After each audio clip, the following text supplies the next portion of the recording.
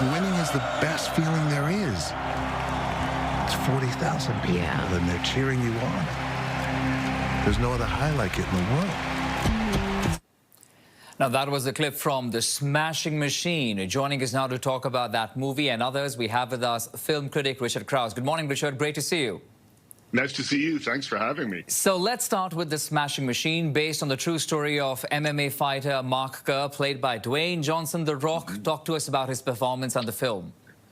Well, this movie details about 3 years in the career of Mark Kerr, who was a UFC champion and a Pride FC champion. He was called the Smashing Machine because he was brutal in the ring. He rarely ever lost a match. But off screen, or off stage, he was as gentle as he was violent in the ring. And so what this movie does is it tells us sort of about the rise of UFC into an internationally recognized sport and Kerr's descent into drug addiction. Because of the punishment of this sport, he became addicted to painkillers, to opiates, and then tried to mount a career resurgence after beating that.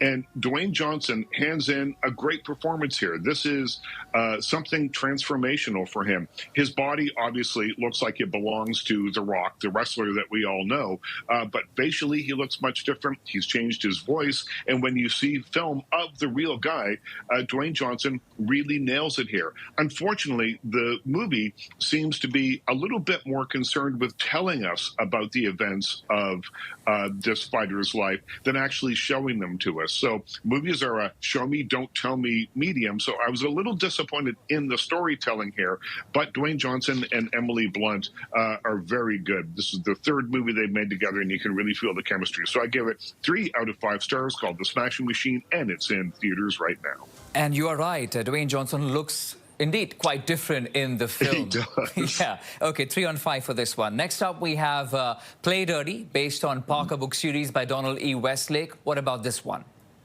Well, this is on Prime Video, so you can stay home and watch it tonight if you like. And this is a movie that's got a pretty good cast. There's Mark Wahlberg in here, Lakeith Stanfield, who is always great. Tony Shalhoub is in here. But the name that you should really be paying attention to is Shane Black, who co-wrote the script and directed the film. If you recognize that name, you know that he wrote the Lethal Weapon movies. He's made movies like The Nice Guys and Kiss Kiss Bang Bang. These are all movies that have outrageous action in them, kind of wild, complicated plots, but very strong characters. And Play Dirty is no different to a point. You've got Mark Wahlberg here as the leader of a gang of thieves who is trying to steal a national treasure from a South American billionaire.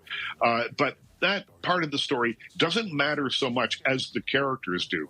Shane Black, great at creating characters. Mark Wahlberg, though, seems to kind of be just drifting through this movie. He doesn't seem as committed as the other actors, so it feels a little unbalanced that way. But there's a wild opening 10 minutes to this movie that really sets the tone for what is to come. So I gave Play Dirty, which is now in theaters, 2.5 stars out of 5. Oh, I'm sorry, it's not in theaters. It's on Prime Video, and it's 2.5 stars out of 5. Okay, we'll have to leave it at that for a moment. Film critic Richard Crouse, always a pleasure. Thank you, Richard. Thanks for having me.